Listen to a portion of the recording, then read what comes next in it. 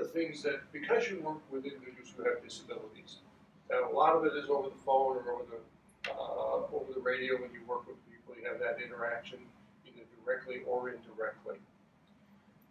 I just want to set some kind of, just general ideas and things to keep in mind as we talk.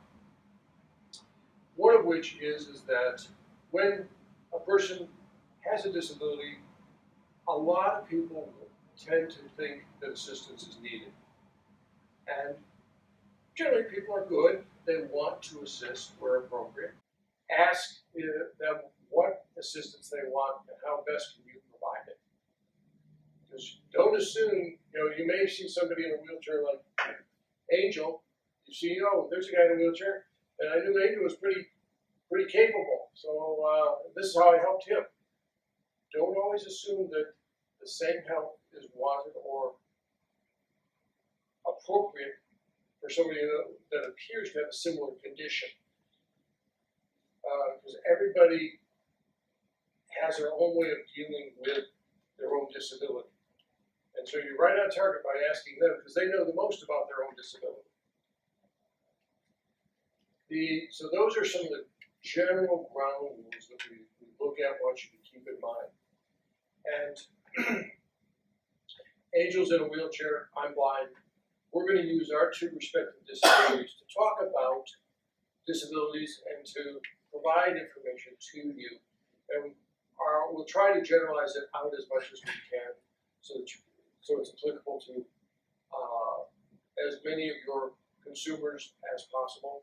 With how can I assist you versus how can I help you? That assistance, you're telling them that this is a shared activity, and then you may sometimes have to say, okay, tell me what it is you want me to do to assist you. Make sure that you know that they're part of the process. So when I work with people with disabilities, I make sure they understand that they are part of the process when they use assistance. Because most people with disabilities, when they end up using that word help and people end up doing it for them, are more frustrated at the end of the exercise than they are feeling good about having gotten something done for and as much by themselves as possible. Okay? What I'm going to be speaking to you about is spinal cord injury and people in wheelchairs due to a spinal cord injury. Now, does anybody in here know what a spinal cord injury is? In your back or something, right? Okay. Well, I'm going to tell you a little bit about me, how I got in this wheelchair. So in 2004, I was involved in an automobile wreck, and I was going off Beltway 8 and off of Meter Road. I lost control of the vehicle, and I ended up hitting 3 wooden posts. On the 3rd post, the car flipped over 3 to 4 times, and at the same time, I fractured a spinal cord injury. I had a minor brain injury, and I had a few broken ribs. And so I was due to the head injury, I was in a coma for about a month and a half. So just imagine, doing your everyday thing, or coming from the grocery store, suddenly being in a car wreck, and a month and a half later, you wake up in a hospital. And that's exactly what I went through.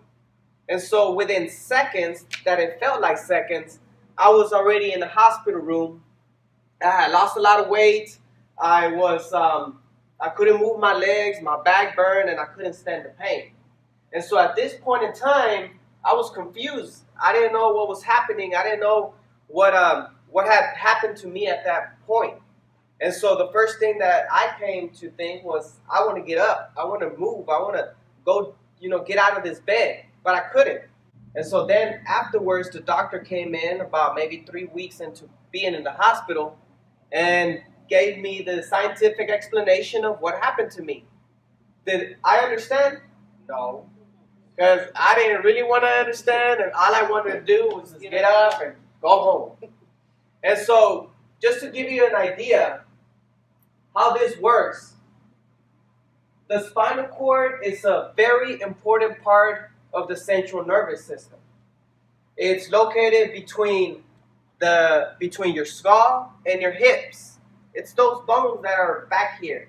And inside, between those bones, is the spinal cord.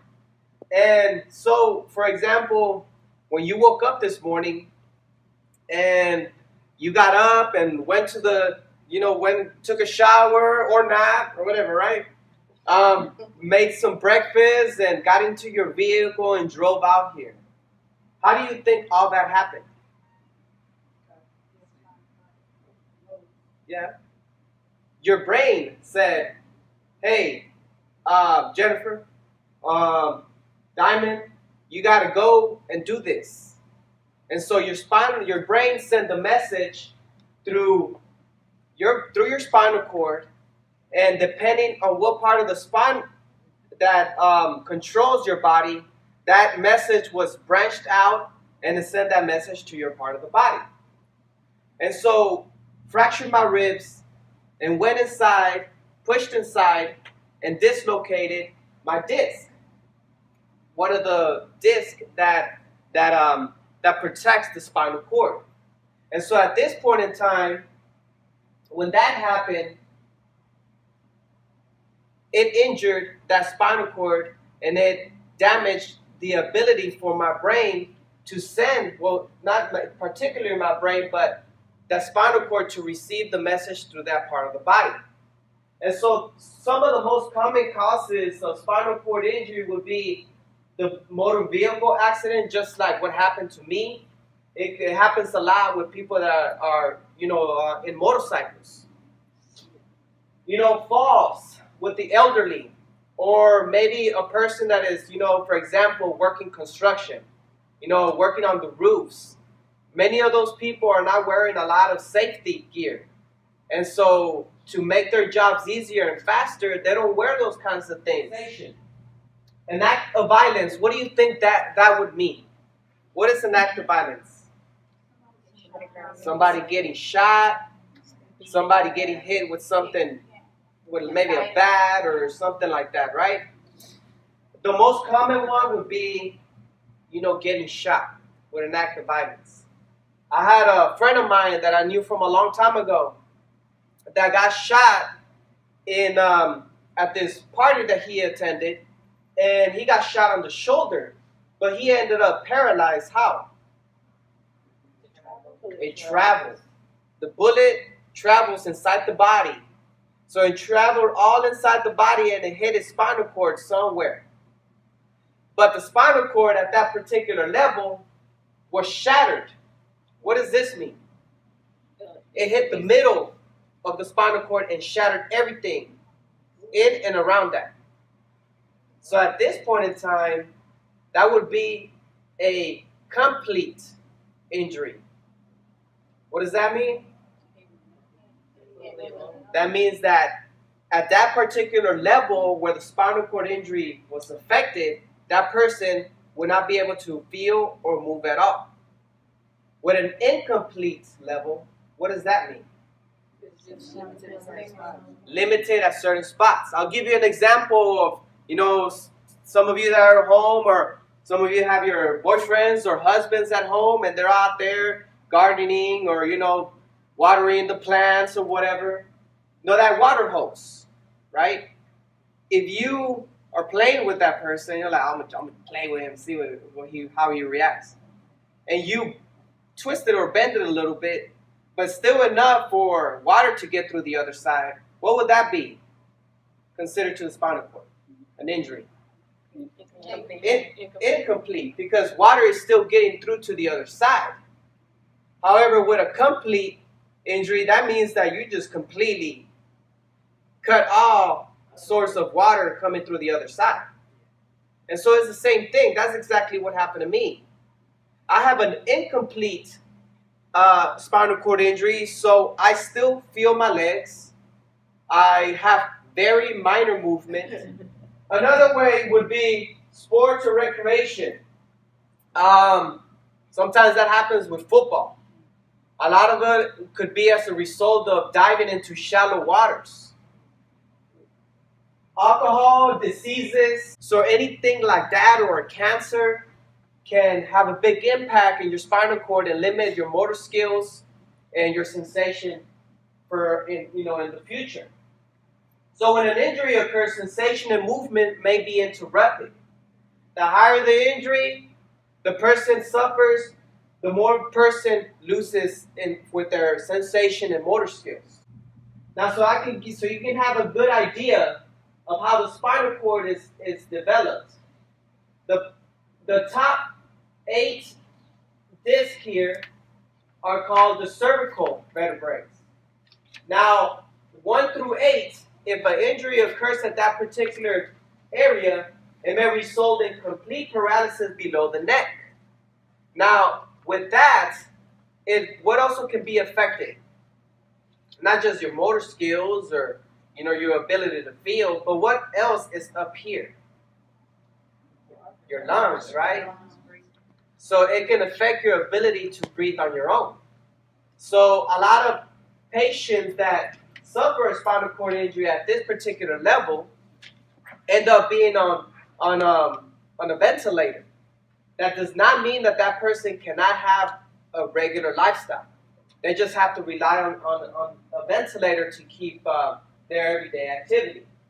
Below that would be like C5 through C8. That would be paralysis below the neck. Still, some of those patients can have the ability to do some therapy and be able to like raise their shoulders and move their head around, ability to move their neck.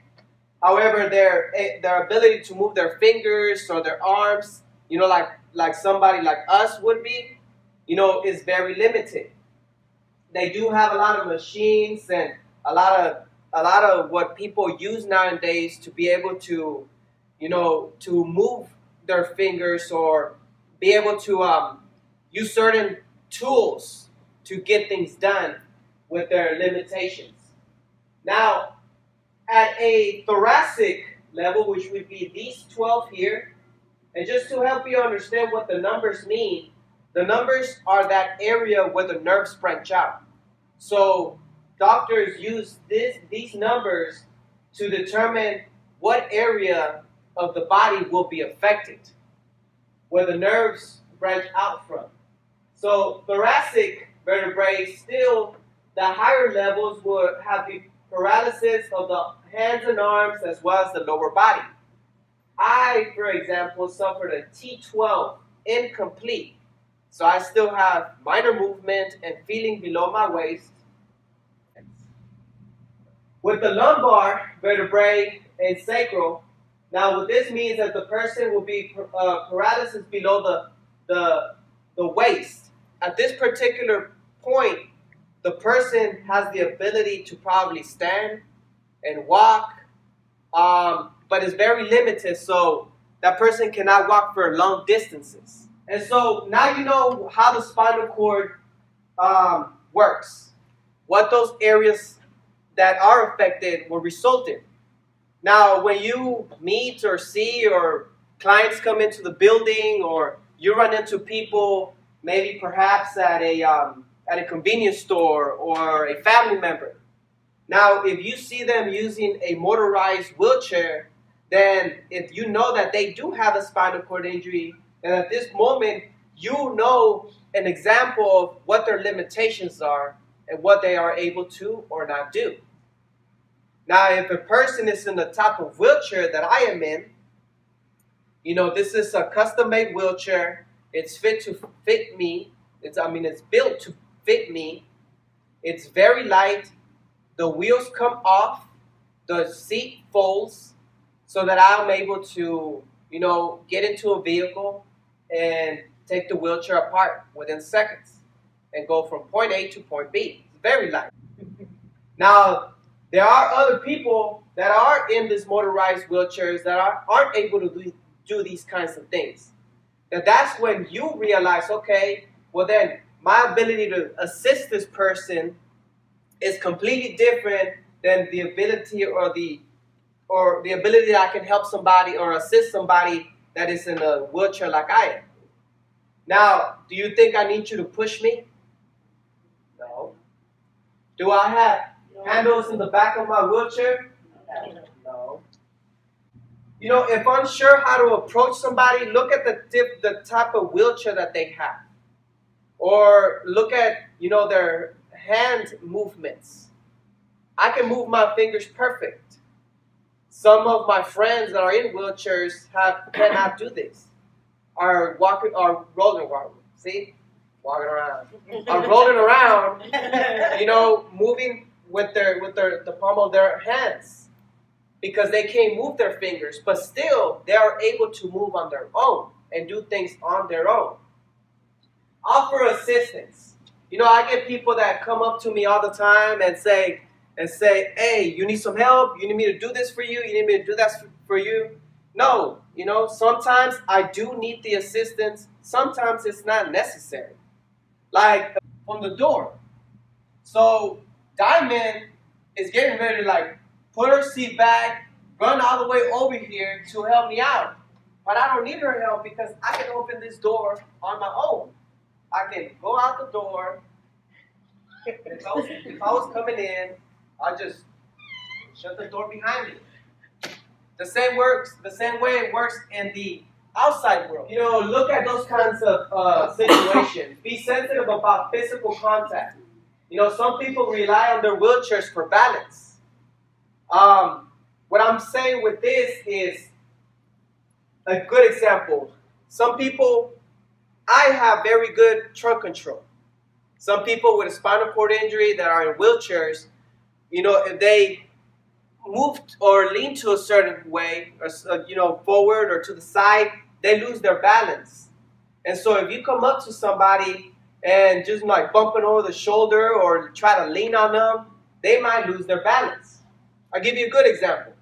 A long time ago, whenever I was at the Metropolitan Multi-Service Center, and I was coming out the pool and I had changed, I was coming out the locker room, I had my backpack, on my lap, and my cell phone on the side, somebody that I didn't really know that was right behind me whenever I opened the door and I was rolling through, suddenly he just pushed me. And at this point in time, I dropped my backpack. I almost dropped my cell phone. I was falling too, but I was trying to save my cell phone first. And I look up at him, and I was mad because first of all, the person did not grab my attention. They didn't offer the assistance. Just took it upon themselves to assist me because that person said, I'm going to be a good person. I'm going to help him. And he's probably going to appreciate my help because he's in a wheelchair. He needs my help. But I didn't need his help. What happened at this point? I almost fell off the chair, right? Yeah. I got to dislocated my shoulder or something. So whenever you are prepared to walk up to a person and offer your assistance, be very sensitive about that physical contact. Speak to the person with the disability. In many occasions, I've heard of other people that, they go to doctor's appointments or they meet new people or they're introduced to a group or they're introduced in a group. Because they're in a wheelchair, they feel like able-bodied people, don't pay too much attention to them. Or if they may think that, or you may think that, having an eye-to-eye contact with the person in the wheelchair might be offensive. No. Now, respect privacy. Don't assume what a person with a disability can or cannot do. Like say, for example, I'm not going to do it. I thought about it, but it's going to create too much chaos. But if I fall right now to the floor, you think I can get up on the chair by myself? I can. Now, that doesn't mean that everybody in a wheelchair can. I develop a technique where I can lift myself up from the wheelchair, and just because I have limited motor skills doesn't mean I have the strength to be able to lift myself up with my feet. I use my arms as the strength. And I'm able to get from the floor to the wheelchair within seconds. But somebody with a higher injury might have some difficulty doing so. And so at this particular time, if something like that happens, you come up to the person and offer your assistance. When you say, let me help you, and you just grab that person and lift that person, you might injure that person in another way, or that person might feel physically uncomfortable with how you're grabbing that person. So it's better for you to ask how you may assist. Maybe you can grab the chair from behind of them, or grab them from an arm and let that person, lift themselves up on their own. Because what's going to happen the next time something like that happens and you're not around? They're going to have to do it themselves, and because you've always been there to help them, they're not going to know how. So it's better to let the person do it on their own, and if they need assistance, then go ahead and place that assistance and assist that person get back on their wheelchair, but still allow that person to do it on their own. Let me ask you something. Now, avoid negative words such as victim, sufferer, or handicapped, crippled, or retarded. I'm not a victim. And I don't like to be called a victim. I'm not suffering. I'm probably the happiest I've been in my entire life. So mobility etiquette tips. Remember, people in wheelchairs have different levels of activities. Some can move their hands and arms while others cannot. Some can stand or walk while others cannot. So don't lean on someone that is on a wheelchair. Just like I explained earlier, you might, make that person suffer a bigger injury. Now, when you speak to somebody in a wheelchair, be at eye-to-eye level. What I mean with that is, maybe kneel down up close to them. Pull up a chair or stand a few feet away from them if you feel like, you're going to have a longer conversation that's going to last a few minutes with that person. Grab a chair. Pull up right next to them. Maybe not get so close to them, right? You need to respect that privacy, that space. But, maybe kneel down. Is it appropriate for somebody that is speaking to me to just walk up to me and then suddenly put their foot up on my chair, on my tire, and lean on their knee and just what's up, man? How's it going? Be like, poop. Foot on my chair, man. Why is that? Why do you think I would feel that way? It's my personal space. But they're on my chair, and what is this chair? What is this chair? It's mine. It's my legs. This is a part of me. These are my legs. These are my shoes. So respect this part of me. Respect that part of that person. Never grab them or their equipment like I mentioned. Now you know what the spinal cord injury is. Now you know some of the limitations some people in a wheelchair that has suffered a spinal cord injury might have. But you also know what their abilities can be. You know how to approach somebody in a wheelchair, and you know what or not what to do. Now, being on a wheelchair is not so challenging solely because of my physical circumstances. Because I get around mostly everywhere, and I do mostly everything. At home, I do everything on my own. I take a shower on my own. I bathe myself. I change myself. I drive. I open doors for women. I do all those things. I'm a solid gentleman. Now, it is hard because of environmental and social barriers. It is hard because some people don't realize how hard it is for a person in a wheelchair. So the next time that you're on the phone with somebody with a disability, or somebody that is in a wheelchair, or you come in contact with somebody in a wheelchair, remember these things. Remember to treat that person like they're a regular person, because we are. Because tomorrow, they might decide that because of the way you treated them, they are going to stay or not stay home. They're going to go out and go get a college degree, or go to a university or not. Or go out and apply for a job or not, because you decided that person is accepted or not. Thank you. All right. We've been talking to you about spinal cord injury. Now we're going to talk to you a little bit about visual impairments. One of the things that is important to understand is the government has gotten into deciding what is blindness. There's a legal definition of blindness. Legal definition of blindness is central visual acuity of 20/200 in the better eye with best correction, or a field defect such that it subtends an arc no greater than 20 degrees.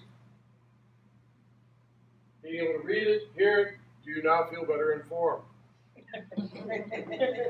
Doesn't it sound like something the government would write? Okay. So can I be illegally blind, or can I only be legally blind? What that breaks down to is, you guys have all gone to the eye doctor, right? Okay. Remember the big E on the eye chart? Okay? That big E, once the doctor's put those cute frames on you and has been sliding the lenses in and out, right? Okay? Is this better? Is that better? Is this better? You know, and all that sort of stuff. Once he gets all of that worked out, and you now are looking at the screen, and you see the big E with the best correction in your better eye, but all you can see is the big E. You're legally blind. If you cannot see any of the lines below that big E, that means you're legally blind. Okay? The second part of that definition, the second part of that definition is, or a field defect such that it subtends an arc no greater than 20 degrees. That definition, that part of the definition is real interesting. Okay, pick out somebody in the room and look at their face. Okay? Try to pick them from somebody far away, like Mr. Orlando over here. Pick him out, look at him, look directly at his face, but what else can you see beside his face? You can see a lot of stuff besides his face, right? Okay? When you look at the face, but you can see a lot of stuff around him, right? Right. Take your hand out, roll it into a tube, and put it up against one of your eyes.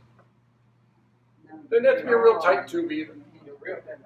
Your Brit hand up. Oh. Everybody was doing Good, like I said, this is interactive, guys. You're going to look real stylish in the film with this piece of tube up your own. Okay, now look at Orlando, or at Angel, whatever your choice is.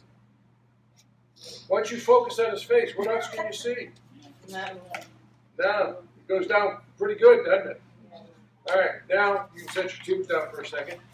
You stick your hands out like this. Now be careful of your neighbor. And look straight ahead, but then start wiggling your fingers a little bit. Just bring your hands slowly forward so you can sense that movement out there visually without turning your eye out there. Okay? This is about how far you can do it before you get that first sense on both sides. That's 170 degrees approximately. Now you bring it down to 20 degrees. Guess what? At 21 degrees, you can still have a driver's license. Isn't that scary? The other part is you can have 20/20 vision in that small field. All right, now, you notice that field was pretty, the field that you created with that tube.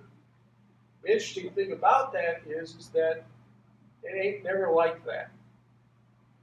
What ends up happening is only a portion of the eye is working, only a portion of the retina.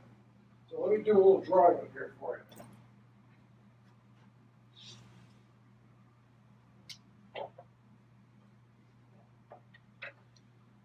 Hey, everybody knows what the eye basically looks like, right? Okay. Believe it or not, slightly exaggerated, that is the shape of your eye. It's more egg-shaped than it is circular, okay? You have various parts of the eye. You have out here, at the very front, you have the cornea. Okay? Then you have muscles that come down here, and in the center, that area is the lens. Okay? Then in the back over here, you have a line coming in. It comes to the back. This part, we'll just call it the optic nerve. This line is the optic nerve.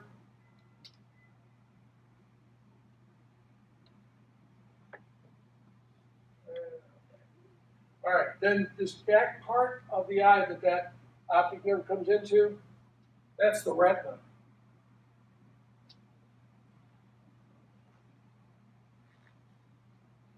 Okay. Those are the major parts of the eye. We're going to talk about a couple others. But realize that 1/3 of your refraction is the cornea. That is a little window that covers the front of your eye.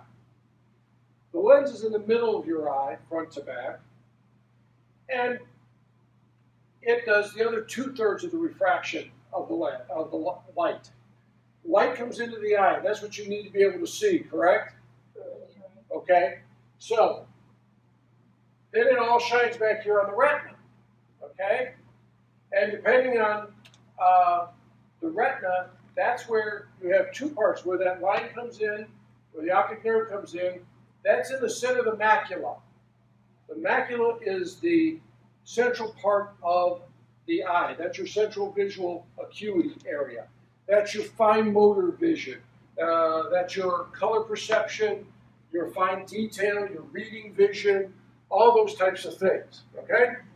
Now, the retina at the back is what absorbs the picture, sends it to the optic nerve, and then the optic nerve takes it to the brain and basically processes what that image is so that you understand what you're seeing. Now, the retina is a thin tissue at the back of the eye, and it gets its nourishment from the very back layer of the eye. Many of the people that you work with that are visually impaired, many of them have retinal issues. It could be detachments, they could have tiny hemorrhages, and as soon as if you have a hemorrhage, there's a bunch of little tiny capillaries in the retina. And if one pops, hemorrhages, there's like that technical term, pops. But if it hemorrhages, blood gets between the retina and the very back layer of the eye. Every place that happens is a blind spot. Because as soon as there's something between the retina and the back of the eye, very back of the eye, it doesn't function anymore. The retina cannot get the appropriate nourishment to keep working. Okay? The central visual acuity area, the macula, that has a bunch of cone-type cells. And that's all your detailed vision that I was talking about. Being able to read print, being able to adjust from near to far, it all perceives that information. But if you have different little pockets of the retina that aren't working, that creates you field restrictions. Some people may only have, for instance, this lower right corner of the retina in a pie shape. It's a little wider out here at the edge and down this way. Well, that part of the retina, if they look straight at you, they're not going to see you. But if they kind of bring their eye to that upper left corner of their eye, it pulls the working part of the retina where the light waves will hit it. So they may not look like they're looking at you, but that's the only way they can get a visual image. Does that make sort of sense? Yes. Okay. Okay. There's 1.5 million individuals in the United States that are legally blind. Hell, you thought you had them all here, right? Seems like that's a lot of your writers, right? And about 1/4, or about 375,000, are basically totally blind. The rest have somewhere between that biggie on the eye chart ability all the way down to just being able to spot lights in a room. And sometimes that's not even very good.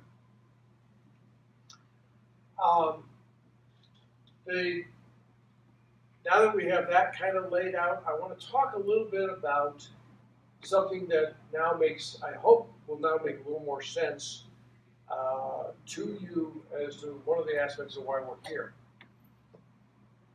You work with a whole lot of people who have disabilities, right? Yes. That's who you pretty much work with, right? Right. Okay. Anybody familiar with Dr. Elizabeth Kubler-Ross and the book she wrote on death and dying? Is the name of the book? She theorized that there are 5 stages of grief that people go through as they're dying. And it's pretty interesting. It pretty well parallels the same stages of grief somebody goes through as they acquire a disability. All right? The first stage is denial. And part of that is also a lot of isolation. When somebody has a new disability, new to them, they want to deny it. And I think Angel shared some of that with his story. He didn't want to believe it. I'm just going to go home. I'm just going to get up and go home. This isn't happening to me. And there's some part of that denial. People, and he said it himself, he just wanted to go home and stay home. He didn't want to be around people. But now there's another interesting thing. Once you lose the function caused by the disability, what do you think is the next thing you lose? You lose friends. Because the people who knew you pre-disability, and this may even be family, the people you knew prior to disability now really don't know how to react to you because in their mind you're not the same person. Because they automatically assume you can't go do things that you used to do. All right? So that feeds to the isolation as well. And unfortunately, one of the other things that they do before that can happen before they stop coming is pity. Okay? And most people who feel pity tend not to want to be around the thing that causes them to feel pity because they don't like feeling pity for somebody. All right? So we got denial with some isolation.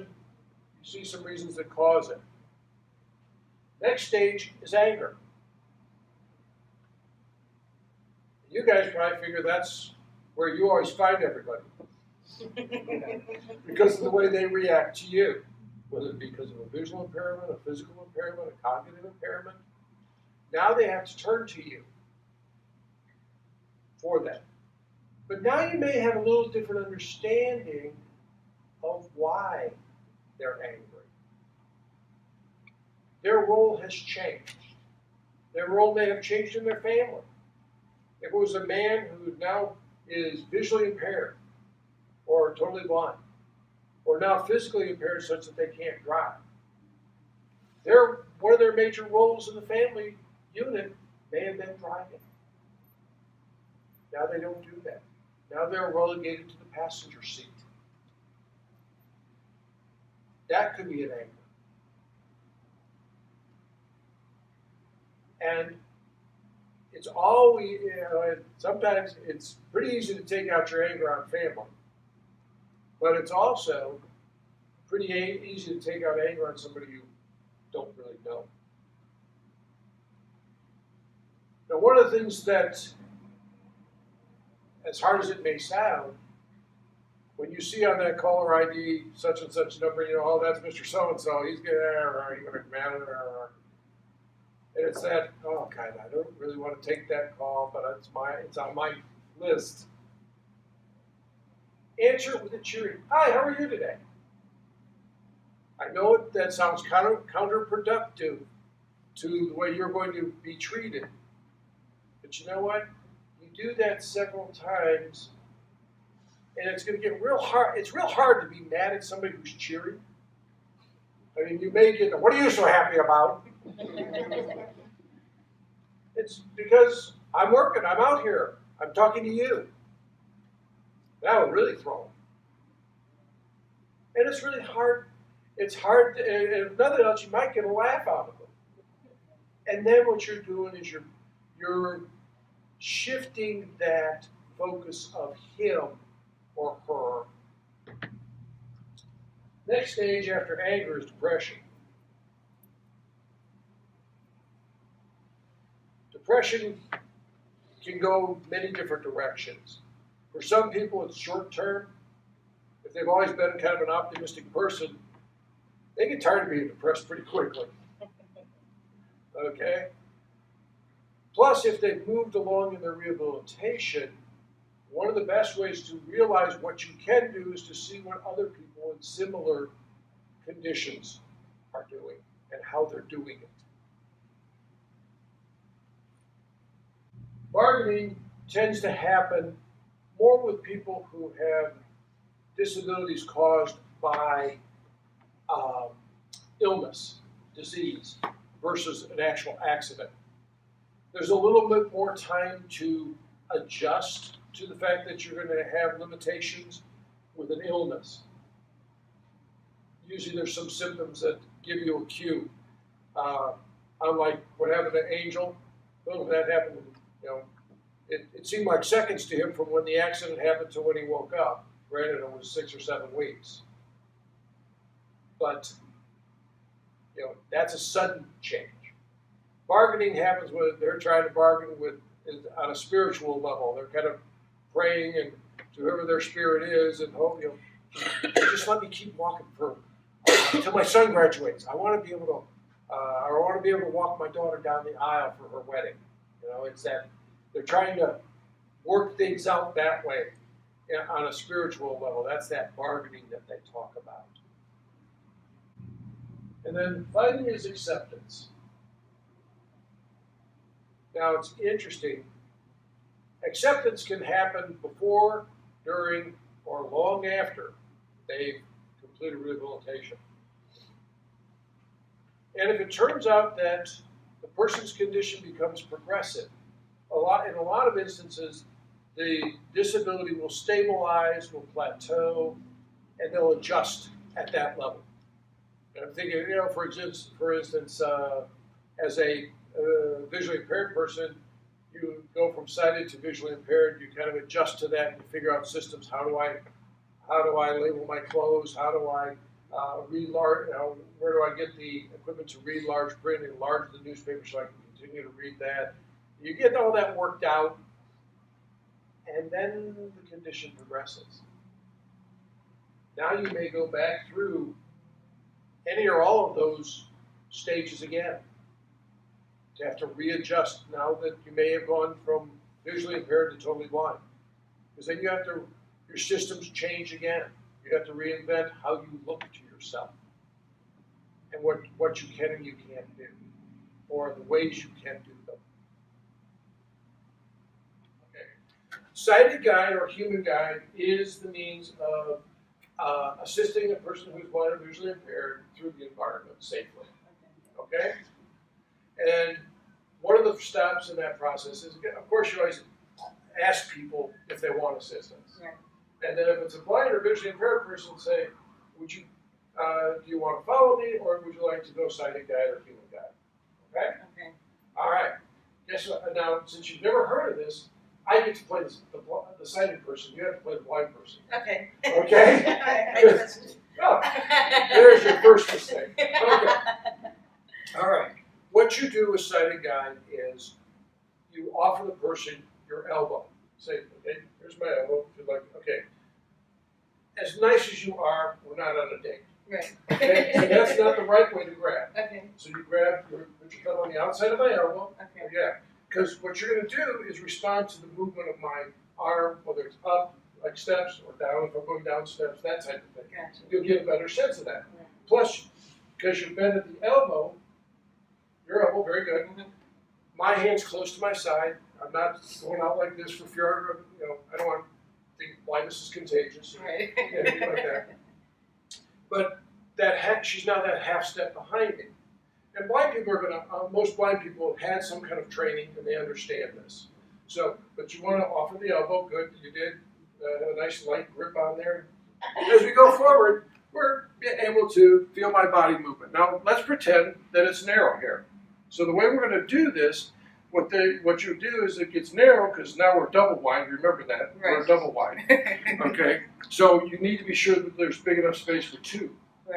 okay? The sighted person would bring their arm in behind, and the blind person would then slide their hand down to the wrist, okay? Now what that offers to you is then you can step in behind me. That's your cue that it's narrow, plus the person will probably tell you that. Right. So then you would keep walking. Then as we get through the narrow space, the hand comes back to the side, your hand comes back up to the elbow, you come back in line with me. Does that make sense? Absolutely. Nice and smooth, isn't it? Okay? We're going to turn, no, you're not done yet. No. Turn your arm. Now, one of those tricky parts is to go through doors. Right. Okay? So we're going to go up here and we'll go through the door. Okay? Going through doors is tricky because everybody wants to try and keep holding the door for the blind person. The blind person has a role in this process. And I'm going to help them out by telling them the door is coming towards you on your left. And that means that they're to stick their hand out and grab that door. Door towards you on the left. Find it? Yep. Okay. A lot of times what happens is the sighted person keeps trying to hold the door open, trying to bring the blind person through. And it's really an ugly dance. Really. So, but she grabs on, grab the door. Step out. You keep hoping we're not going to come back, don't you? Angel did that, I'm doing it. Okay. When you come back in, always keep in mind when you give the information, you're giving it based on the hinges. So now when I come back in, doors are weighing on your right, because your hinges are on my right. That tells you always which side to preface with. A lot of people get confused with rights and lefts. But if you look at the hinges and see which side they're on, that's how you tell the door, then which side the door is on. I'll weigh it on your right. Now what you would do as the blind person, you trail your hand across my back, drag your hand across my back, yep. You catch the door with your right hand, and you would have already reached up with your left to grab my elbow so that you can keep continuing to feel. Now that we're through the doorway, you bring your hand back to your right hand to your left. There you go. Very good. Now, steps. Let's pretend we have steps in front of us. Okay? What would happen there is the person would generally tell you steps. And if you want the railing? Yes. Good, it's on your left. Okay? Yes. Is it convenient when it's imaginary? Right. All right. The person would stop at the top of the steps. The sighted person would stop at the top of the steps. So find your steps. Your steps are in front of you, down. It's all well and good to tell them there's steps there. Be sure you tell them up or down. Right. Don't just say steps. Like that guy reaching up for that step and it's a down? Not good feeling. Especially since they're holding on to you, because you're going to go too. Right. Okay, so it's in your best interest to be sure you tell them which way. All right, what's going to happen there is you also let the person find that top step. You slide your foot forward, pretend you find the step. Okay, we're going to begin. I'm going to actually squat down as I step forward to give you the sense of the movement. You would feel, see how she would feel that I've gone down? Now she has a sense of how deep the step is. Typically, most steps in most buildings are 7-inch drops, but some of your places get decorative and they're those long, low ones that are like over 3.5 inches. They're like stadium stairs. They're a pain. Okay. So, but they would feel that as we go down. The key is when you get to the bottom of those steps, you keep walking. Don't so that till she's on the ground with you. Don't stop as a sighted person when you hit the floor, because she's still up one step. She may think she's on the bottom floor, and then she takes another step forward, and she's on her face. Okay, does that make some sense? Okay, all right. Hagar, as I mentioned, is my 6th seeing eye dog. And he is a black lab. He's 75 pounds. He is almost 10 years old.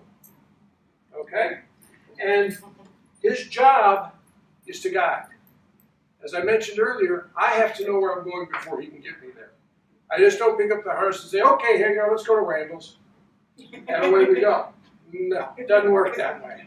I have to know where Randall's is. So I tend to ask a lot more questions. Or I get somebody to walk the route with me so I can learn it, figure out how many blocks I have to go, where I make my turns. Because Hagar understands right, left, and forward. All right? Another important thing about the dog guides is they work for praise. that praise needs to come from the master, myself. I give commands, I give praise when he's in harness. The harness is his indicator of what behavior I expect. In harness, he needs to pay attention to me and not anybody else. So I ask people, please do not pet the dog. Don't try to feed the dog. Because Hagar's basically friendly. He'd be happy to talk with you, meet you, drown you in slobber, you know, what he would do. Out of harness, I let people pet him. Out of harness typically happens in my home. And they're welcome to play with them, they're welcome to pet him. Hagar loves ice, so when the ice machine goes off, he always expects some ice. It's great low-cal treat for the dog, that kind of thing. Now, the harness is also a means of information for me. As he moves forward, I can feel through his harness very much like sighted God. See, I'm that half step behind him with the harness the way it is. Now, it looks like Hagar was trying to go one way and I was trying to go the other way with his harness. No, it's purposely designed that way. We walk quickly and, okay. It's like, you're really not going anywhere, I know. They refer to it as an offset harness. And that allows me to walk beside him, but be about 3 inches away, and it minimizes me walking on his feet. And it also gives, because of the speed we typically walk at, it gives him a little bit more maneuverability to make a last-minute correction in our path. Because he will avoid oncoming pedestrians, overhanging branches, trash cans, broken sidewalk he typically will slow down for, that type of thing, because he realizes I'll trip and stumble with some things. So he learns what I can handle in terms of uneven sidewalks, that type of thing. Our last section is accommodations. There are all sorts of accommodations. If people are going to have a disability today, if you're going to have a disability, today is the time in life to have it. 45 years ago when I was in high school, my extent of accessible equipment was a manual typewriter, a reel-to-reel tape recorder, they didn't have cassettes quite yet, and also a braille writer. Today in my job, I use I've got a laptop computer, have speech output, I have I've got a portable note-taking device, I use a hard copy braille, I've got a braille embosser that I use, and all of these things are accessible devices. There are also video magnifiers.